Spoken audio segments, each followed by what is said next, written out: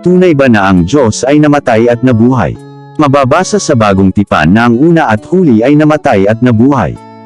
Pahayag Kapitulo 1 versikulo 17 hanggang 18. At nang siya'y aking makita, ay nasubasub akong waring patay sa kanyang paanan.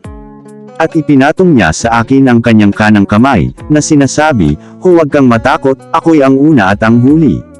At ang nabubuhay, at ako'y namatay, at narito, ako'y nabubuhay magpakailanman, at nasa akin ang mga susi ng kamatayan at ng Hades.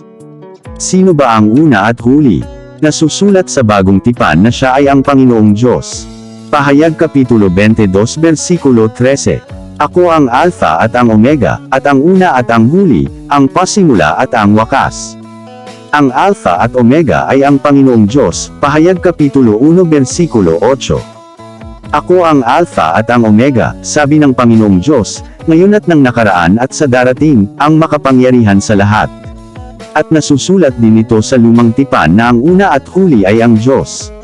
Isayas Kapitulo 44 versikulo 6. Ganito ang sabi ng Panginoon, ng Hari ng Israel, at ng kanyang manunubos, na Panginoon ng mga hukbo, ako ang una, at ako ang huli, at liban sa akin ay walang Diyos.